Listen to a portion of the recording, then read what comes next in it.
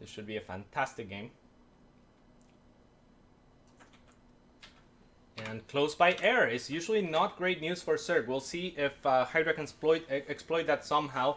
You could expect things like Oracles, for example, to gain extra power from these positions. Even Void Rays could be somewhat usable in positions like this.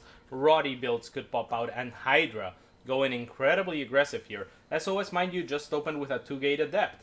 So Hydra's basically saying, I don't think you'll do the same opener twice in a row. And if he's right, if sOs goes for the Nexus first on this map, which is a pretty common tactic, Hydra will gain a huge advantage, perhaps game ending. So Hydra looking for a build order win in match point for him. And it looks like it will be that Nexus first. It does look like it. So Hydra is gonna get away with his wish, in the sense that he has the upper hand as in terms of build orders. And this is good by him because he's going to get the first scout off, too. His Overlord's going straight up. Yeah, and at this level of StarCraft, you can really talk about mind games and things like that. And one of the things that goes into decision-making like this is my opponent will probably not expect me to put everything on the line when my life is on the line. Yeah, exactly. Right? And sOs has to be thinking around the same lines. Hydra is on his last life here. He's probably not going to try to go for a cheese, so I'll punish that by going for a Nexus first. All of these things come into the decision making. Oh wow, brilliant from Hydra, moving that Overlord, knowing where sOs was and not revealing his Overlord. sOs even sent that probe down to actually try to spot the Overlord incoming. Yeah. And sOs is gonna scout this last. So essentially, yeah. And I'm glad that you pointed that out, because that's so high level, right? It's basically expecting sOs to scout the Overlord with a probe. Did he scout the base from like the mineral sparkle? That's probably. Pretty sick. But yeah, I mean, sOs is. I would assume that he would probably finish this Zealot just because he doesn't know where like Hydra. He's obviously knows now, but he can't just assume that Hydra's not gonna like it's in his power. He's gonna see the starting as well. So he won't see the starting, so he might very well cancel that. If he does cancel that, that's I would say a 20% chance. No, but he's actually chrono boosting it. The very opposite, Taylor. You're wrong per usual.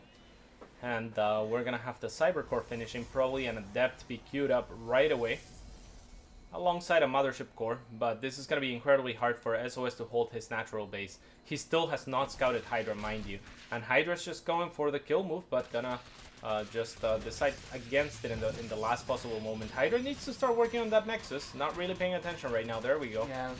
Mothership Core is going to pop out. It's going to start working down on these lings. Hydra microing back the weak lings. Very good micro from Hydra. Up does lose ling right there.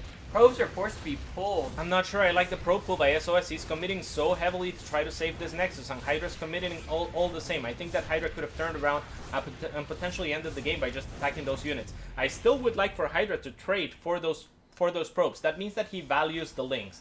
If he values the links in a position like this, I wouldn't mind seeing an Evo Chamber, because he will have no use for those links unless sOs retakes the natural base. As you see, there's the Evo Chamber. There is an Evo Chamber, yeah. So there's the link drop. That's why he was valuing the links. He values them more up the high ground than he would on the low ground. And Hydra, with a little bit of a misclick, they're going towards the ramp, and now he's finally going to find some probes. I still think I would have liked to see the links on the low ground be traded for a few probes there. But Hydra, without a doubt, in a pretty good position. Not just... he hasn't just ended the game just yet. I mean, he's still behind in workers by 6. But he has denied the mining and the natural of sOs, and he does have map control with those Zerglings, which is going to allow him to take a hatchery of his own. Again, sOs by no means out of this game just yet, but Hydra with the upper edge. At least it would seem that way, right? Mm-hmm. Like everything has been going his way. Big thing though is that sOs is actually doing a proxy gateway, and I think if like Hydra hasn't scouted this at all, so this could actually put a stop to all aggression. And as we see, it's a 4-gate with the Adept upgrade, and Hydra only has lings to actually defend this. And he's down in workers at the moment, as I think. Yeah, he's down in workers. So look at this, by the way. The Mothership Core has an eye on the Overlord of Hydra right now. It's just standing by it. But the Overlord of Hydra was loaded before the Mothership Core was there. So the Mothership Core has no way of knowing that the Overlord is loaded.